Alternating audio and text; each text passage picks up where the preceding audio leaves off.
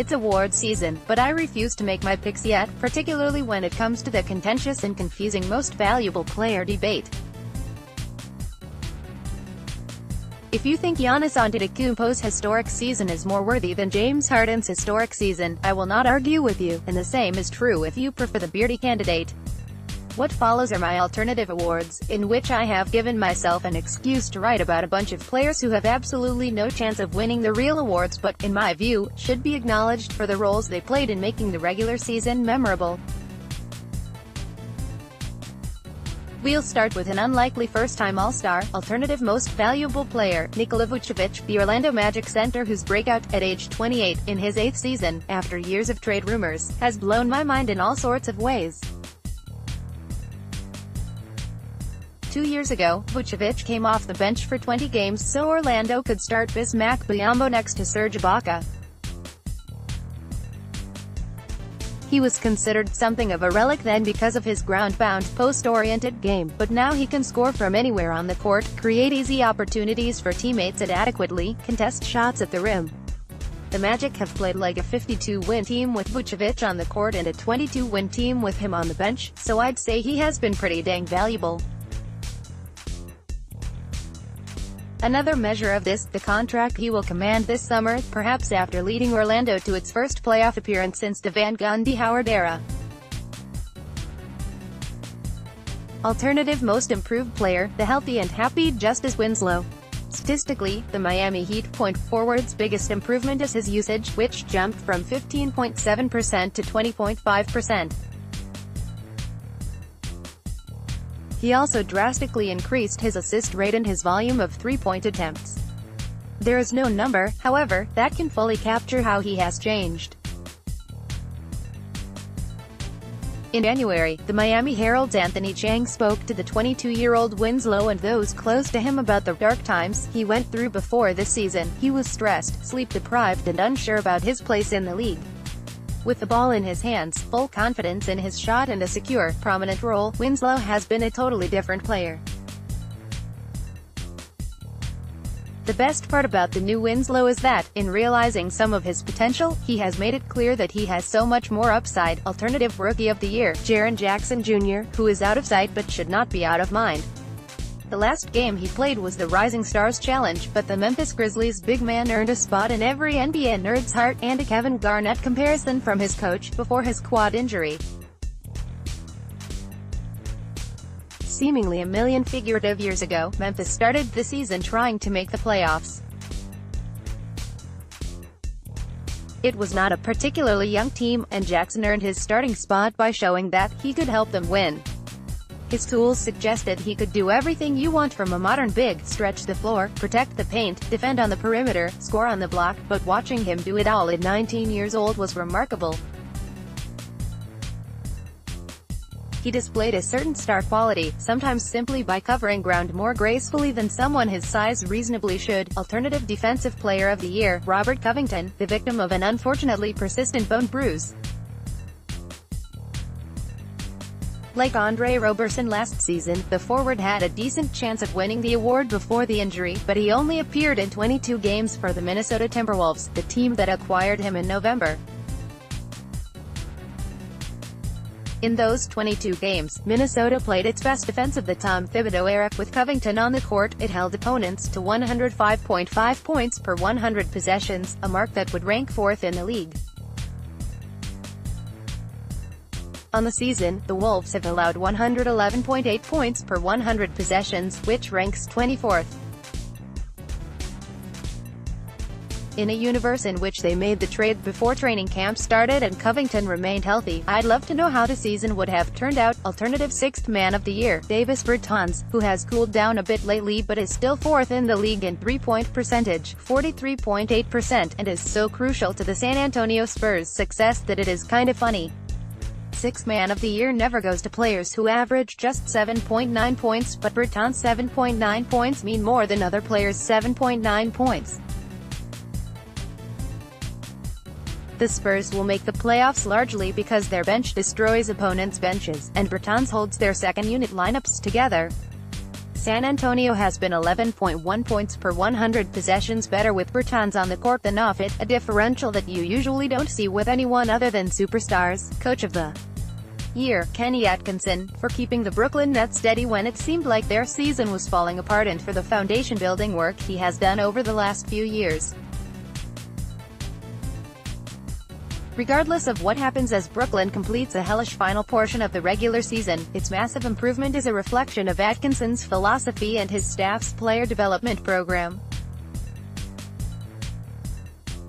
Atkinson has put players not only in a position to succeed, but in a position to grow, and that was the case long before the Nets were consistently winning games. Having a league-average defense isn't usually something to celebrate, but when you consider the roster and how they've fared in that department in recent years, it feels like a minor miracle. Executive of the Year, Tim Connolly, even though the Nuggets brought back almost entirely the same roster. Finding Nikola Jokic at No. 41 in the 2014 draft is the steal of a lifetime, and nabbing Monty Morris No. 51 in 2017 represents another unbelievable theft. Denver could have made major changes after missing the playoffs by one game 2 years in a row, but the front office elected to re-sign their guys and trust that the team could improve internally if it committed to defense. This has worked beyond anybody's wildest dreams. Alternative All-NBA first team, with no explanations necessary. G. Trae Young, De'Aaron Fox F. Danilo Gallinari, Pascal Siakam C. Brook Lopez Sexton Bob skepticism follows players with mighty stats on terrible teams. The questions are usually, would any winning team allow this guy to play a similar role? Would he be effective in a smaller role? Or, more crudely, does his production mean anything? Take Cleveland Cavaliers guard Colin Sexton, who has averaged 20.7 points while shooting 48.1% and 44.8% from three-point range since the All-Star break. His usage rate, 24.7%, is high for a 20-year-old, but not high for a starting point guard, and his efficiency in the last 7 weeks or so has been a revelation, if you have been paying attention. The Cavs are a putrid 19-56, though, and no one should be blamed for ignoring them. The significance of Sexton's recent individual success is muddled further by his rough start. Before the All-Star break, he had a true shooting percentage of 48.9%. Since then, it has been 60.0%.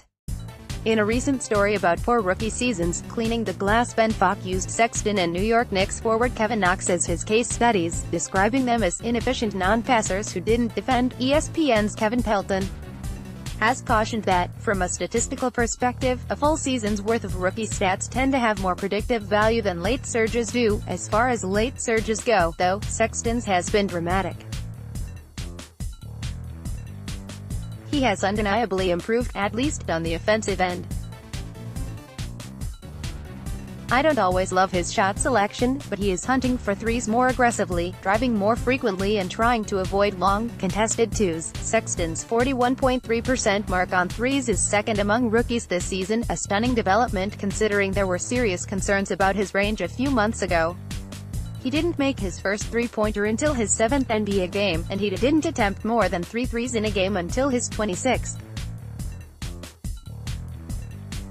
These days he regularly launches 6 or 7. The last week against the Pistons, he went 5 for 6 from deep, with one giving Cleveland a crunch time lead and another sealing the victory. The shooting matters for obvious reasons, not the least of which is its effect on the rest of Sexton's game.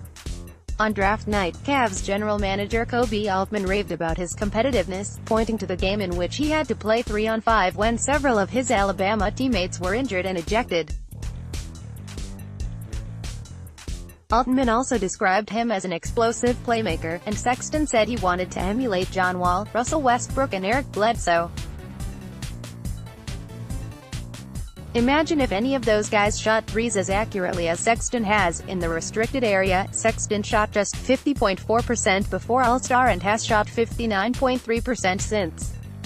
He is sometimes a little too ambitious on his drives, like when he challenged Giannis Antetokounmpo, but that ambition sometimes pays off spectacularly. I love that Sexton plays with a seemingly limitless reserve of energy and has yet to miss a game. I do not love his shooting form, but I appreciate the results and that he has grown more comfortable letting it fly. Against Detroit, fellow rookie Bruce Brown blocked his shot a couple of times, but Sexton did not get discouraged. He is one of the few floater artists audacious enough to take them from as far as the foul line. On a better team, Sexton wouldn't have been able to play through months of inefficiency or have this much freedom to make plays. Cleveland deserves credit for prioritizing his development, as does he for sticking with it. For all of the progress he's made, though, Sexton has a long way to go as a passer and a defender. I can't conclusively say what his production means, only that I think much more highly of him now than I did in January. On this rebuilding team, the bigger questions can wait. The mixtape, Funky Bojan Bojan Bogdanovic had this in him. With Victor Oladipo sidelined, the Indiana Pacers routinely call on the 29-year-old wing to bail them out in short shot clock situations. They put the ball in his hands at the end of quarters. He still makes his timely cuts and knocks down spot-up threes. He also runs pick and rolls, posts up smaller defenders and drives by big guys. He takes the tough twos that everybody hates, and he swishes them. The numbers are bonkers. Since Oladipo's injury, Bogdanovic leads the Pacers in scoring, 21.5 points per game, up from 18 before the injury, shot attempts, 15.3, up from 12.9, and usage, 25.7%, up from 19.2.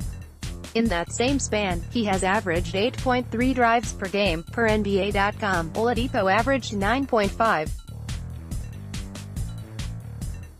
Bogdanovic has never been more efficient in his career, shooting 49.9% and 42.9% from three-point range on the season, and appears to be in line for a massive raise in free agency. I'm just praying we don't lose him. Indiana assistant coach Bill Bano told The Athletic's Bob Kravitz. Bogdanovic doesn't have fancy handles, but he's much more competent creating offense than he ever showed before this season. He is not all that fast, but he changes speeds well, loves hesitation moves and has a knack for flipping and bank shots from difficult angles. He is particularly effective coming off screens with an advantage.